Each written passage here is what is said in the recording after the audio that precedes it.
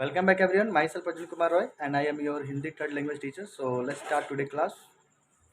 आज का हमारा टॉपिक है संज्ञा। तो संज्ञा के बारे में हम लोग अच्छे से पढ़ेंगे। संज्ञा की परिभाषा। संज्ञा का शाब्दिक अर्थ होता है नाम।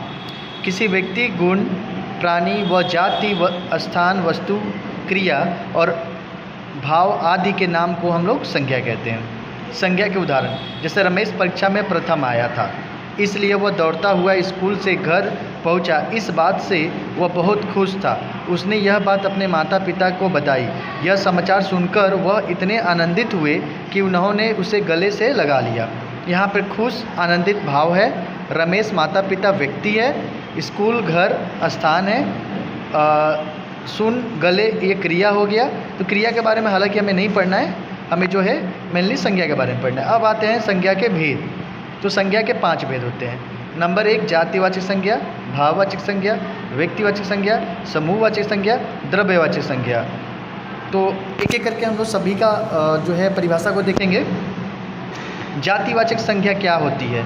देखिए, इसका परिभाषा क्या है? जिस शब्द से एक ही जाति के अनेक प्राणियों, वस्तुओं का बोध हो उसे जातिवाचक संज्ञा कहते हैं। अर्थात जिस शब्द से किसी जाति का संपूर्ण बोध होता हो, यह उसकी पूरी श्रेणी और पूर्ण वर्ग का ज्ञान होता है, उससे उस संज्ञा शब्द को जातिवाचक संज्ञा कहते हैं। जैसे मोटरसाइकिल, कार, टीवी, पहाड़, तालाब, गांव, लड़का, लड़की, घोड़ा, शेर आदि। नेक्स्ट है नंबर 2 भाववाचक संज्ञा।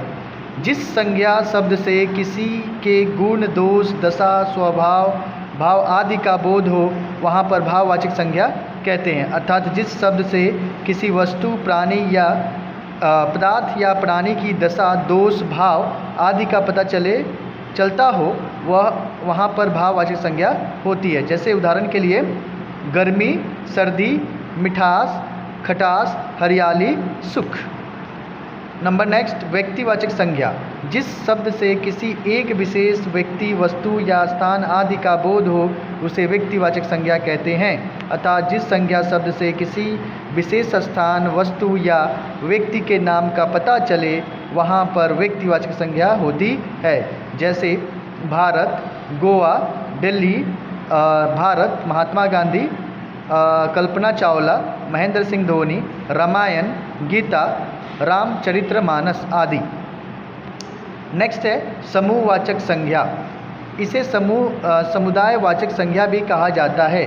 जो संज्ञा शब्द किसी समूह या समुदाय का बोध कराते हैं उसे समूहवाचक संज्ञा कहते हैं। अर्थात जो शब्द किसी विशिष्ट या एक ही वस्तुओं के समूह या एक ही वर्ग व जाति के समूह को दर्शाता है वहाँ पर समूहवाचक संज्ञा होती है।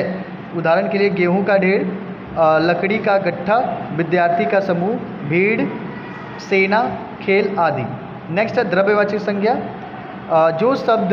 जो संज्ञा शब्द किसी द्रव्य, पदार्थ या वस्तु का बोध कराते हैं उसे द्रव्यवाचक संज्ञा कहते हैं। अर्थात जो शब्द किसी पदार्थ, वस्तु और द्रव्य को दर्शाते हैं वहाँ पर द्रव्यवाचक संज्ञा होती है। जैसे उदाहरण के लिए गेहूँ, तेल, पानी, सोना आदि, चांदी, दही, स्टील, घी, लकड़ी आदि। इस प्रकार से हम लोगों ने संज्ञा को भली भांति वाचन किया। उम्मीद करते हैं आप सभी को समझ में आया है।